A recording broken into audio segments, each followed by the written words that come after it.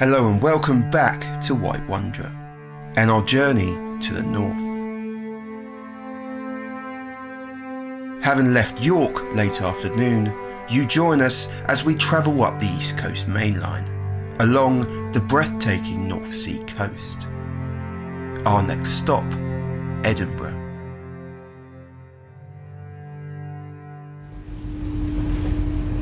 It's just after 7 and we've made it to Edinburgh. We are at Edinburgh Waverley Station. That was a long journey, but it was very good, wasn't it? Yeah, LNER.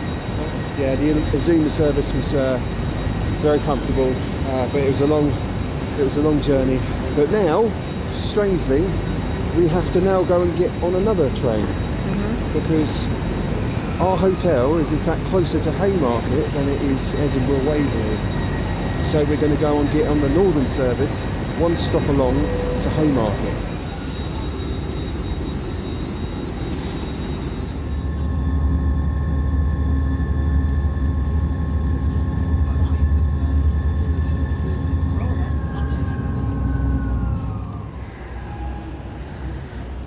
Right, hotel. Yeah. Good morning. We're in Edinburgh.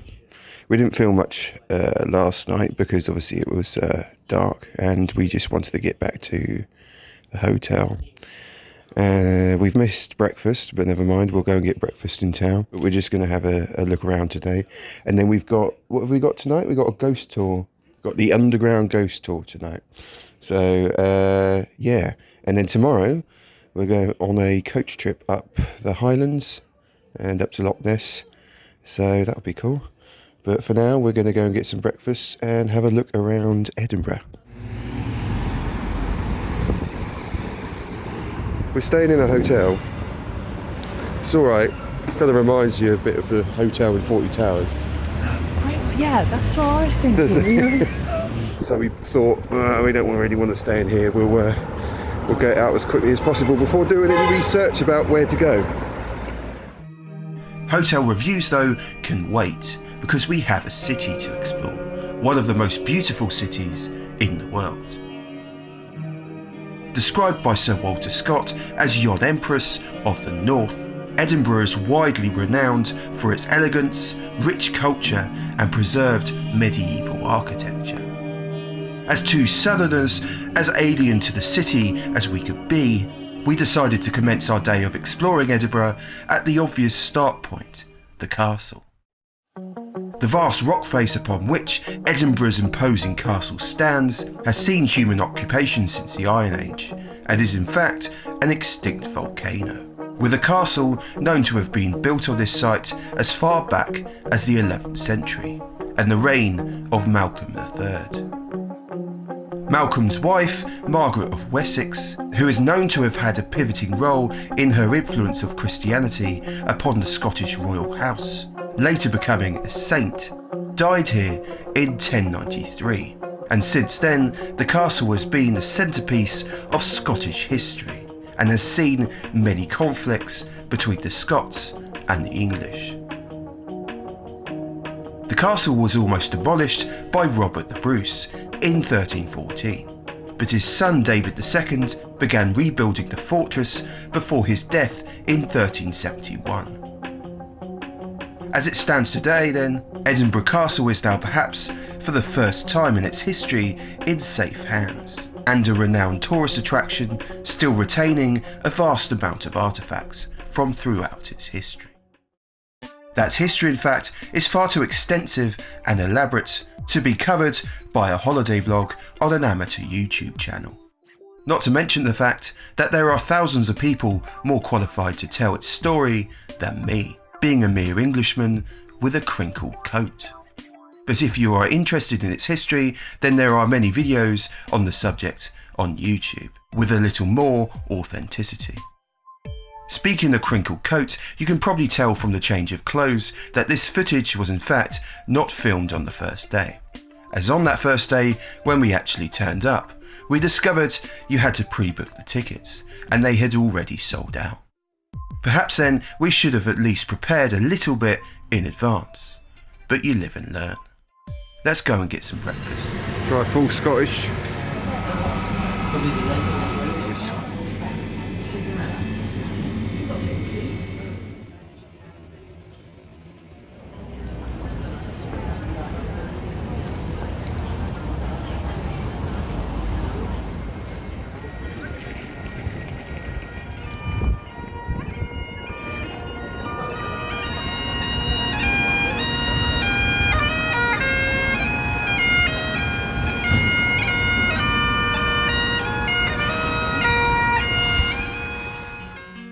Our first stop of the morning was the National Museum of Scotland, opened as it is today in 2011.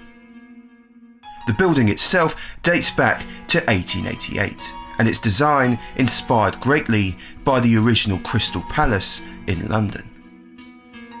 It now houses an incredible amount of artefacts, separated into several subject rooms, including natural world, art, fashion, science and engineering, and Scottish history. Unfortunately for us here, we're a little bit out of our depth. Can you tell? A giant deer. See? Giant deer. Oh yeah, you're exactly right. Shells, soft centres. I fancy a Cadbury's cream egg now. After that poor attempt at comedy, I decided to have a look at something a little more up my street. This is Yewenyi, built in 1815 for the Whiling Colliery in Newcastle.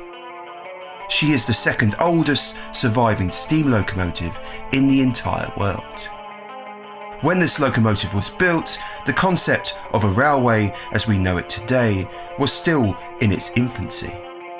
Instead, Yewenyi would have originally run on what we now call a cast iron plateway, the predecessor to wrought iron rails that would become the basis for railways going forward. To give you some context on just how old she is, Stephenson's rocket, the pioneering loco some wrongly quote as the first locomotive, was actually built 14 years later.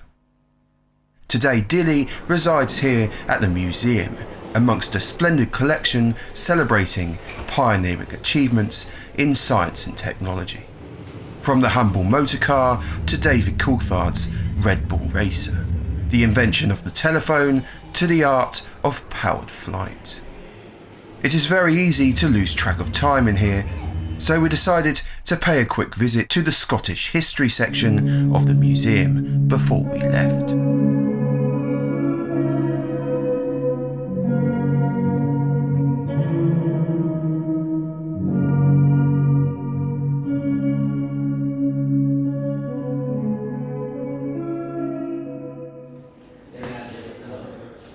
Open Monday to Friday, 9 till 5.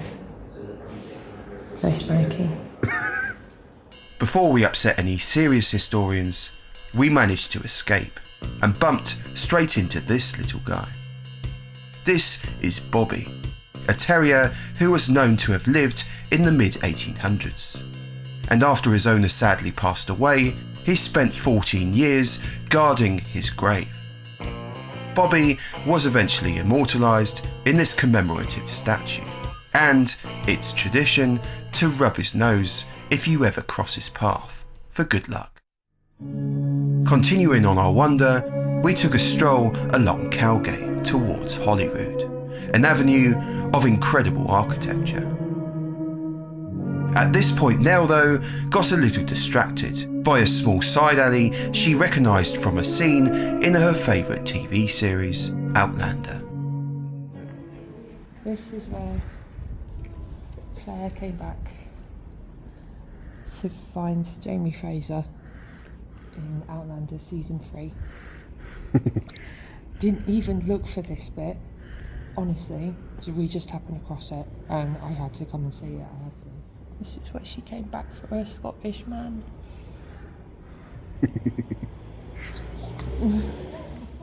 After reaching Holyrood and the Government Parliament building, we decided to go for a little stroll up the famous crags overlooking the great city of Edinburgh. This incredible sanctuary of calm located just east of the city centre is part of Holyrood Park. Once a site of volcanic activity, now it is simply a haven for wildlife with incredible views.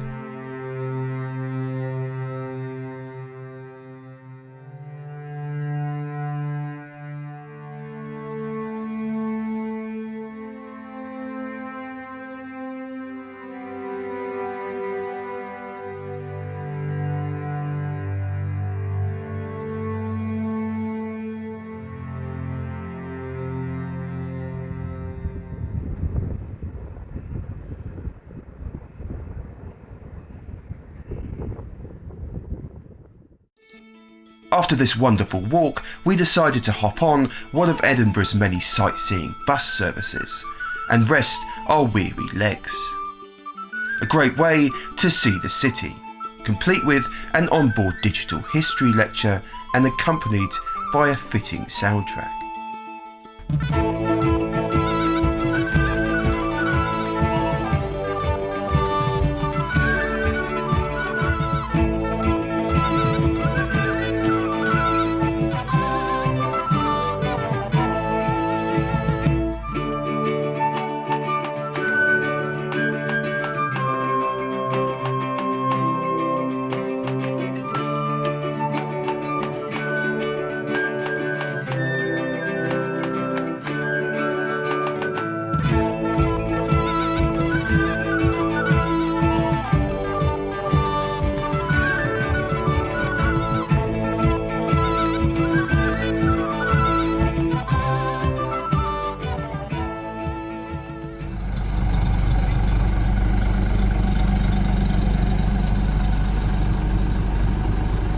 We just got back and we're going back out again because tonight we're going on a Edinburgh ghost tour. It's going to be spooky. Hopefully, be spooky. Do you think this ghost might spot me in my thing? What? Someone behind you.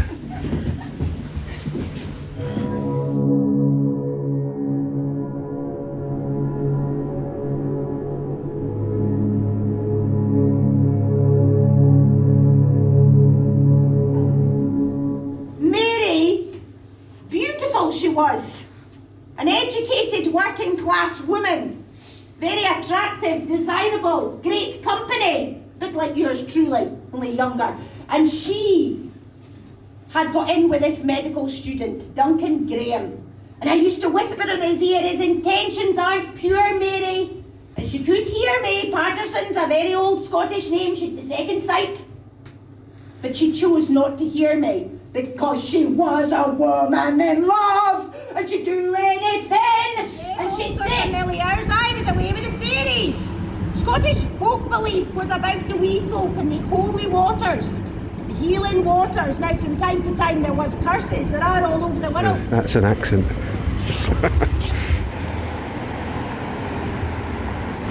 Every minute of it.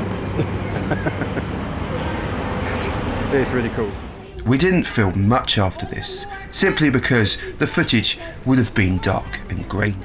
So instead, let's cut abruptly to something really scary, the creaky floorboards in our hotel room.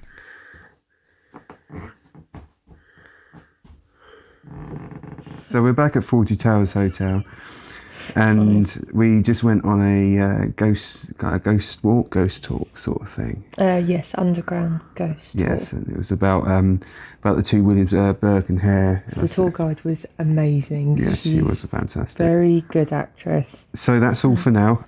We tomorrow are heading to the Highlands. We are off to Loch Ness, Glencoe and the Highlands from Edinburgh. So we have to be at the meeting point at 7:30. So we will see you tomorrow. Or, we will see you next week actually. For you, but for us tomorrow. If that makes sense. Doesn't make sense, but it doesn't No, it matter. does. It's just. So take care, and yeah, all the best. Bye. Bye bye.